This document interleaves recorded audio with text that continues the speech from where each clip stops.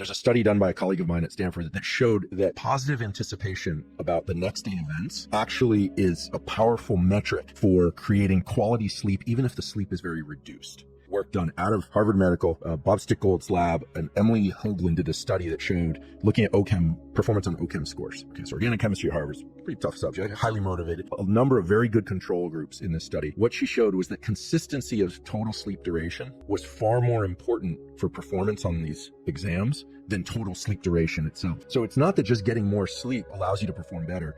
Consistently getting about the same amount of sleep is better for performance, at least on OChem, than just getting more. You could very well do better on 6 than on 8. There are a few other things that turn out to be strong parameters for success in this domain. For instance, your entire life, waking or sleep, is broken up into these 90-minute ultradian cycles. If you look at ability to attend or do math problems or do anything, drive, performance tends to ramp up slowly within a 90-minute cycle, peak, and then come down at the end of that 90-minute cycle. And in sleep, we go through these stage 1, 2, 3, 4, REM, etc. Ending your sleep after a 90-minute cycle, near the end of a 90-minute cycle, say at the end of 6 hours, in many cases is better for you than sleeping an additional hour, 7 hours, and waking up in the middle of an ultradian cycle. And there are a few apps that can measure this based on body movements and things like that have your alarm go off at the end of an ultradian cycle. And if you wake up in the middle of an ultradian cycle, sometimes, not always, you can be very groggy for a long period of time.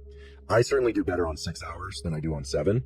I happen to like an 8-hour sleep. It feels great, but I haven't slept an entire 8 hours without waking up in the middle of the night at some point in forever. I can't remember. It's probably some point in infancy, and I function well during the day. I think that's an important parameter, is how do you feel during the day? Almost everybody experiences some sort of dip in energy in the late afternoon, or what would correlate to their temperature peak. And that's a good time of day to get either a 90-minute or less nap, or if you're not a napper or you can't nap, feet elevated has been shown to be good for clear out of some of this. The lymphatic system is this kind of like sewer system of the brain that you can clear stuff out. So legs elevated, or one thing that I'm a big proponent of and that my lab has been studying is what I now call NSDR, non-sleep deep rest. And this is just lying down, but non-sleep deep rest is allowing your system to drop into states of real calm that allow you to get better at falling asleep later. And they can be very restorative for cognitive and motor function. There's at least one study out of Denmark that shows that the basal ganglia, which is an area of the brain that's involved in motor planning and action, one of these 20-minute non-sleep deep rest protocols resets levels of neuromodulators like dopamine in the basal ganglia to the same levels that they were right after a long night's sleep. So I also respectfully or semi-respectfully disagree with the idea that you can't recover lost sleep. What does that mean? I mean, there's no IRS for sleep. So what does it mean to be in debt for sleep? If you're falling asleep during the day and you're sleepy, like you're falling asleep, that's a good sign of insomnia. It means you're not sleeping enough at night.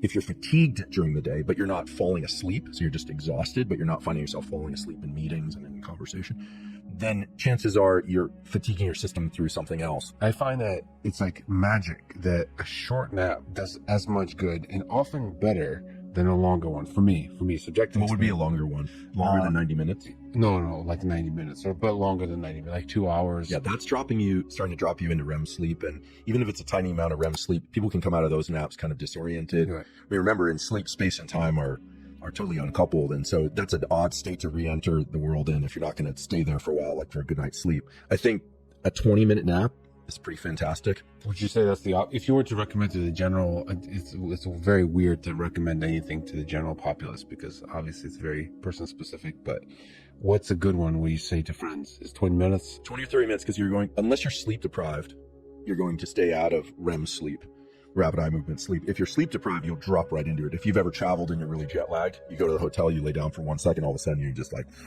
you're in a psychedelic dream, which can be pretty great too. But I think that 20, 30 minutes, and if you can't sleep, some people have trouble napping, then learning to relax the body as much as possible, like trying to remove all expression from your face, completely letting your body kind of float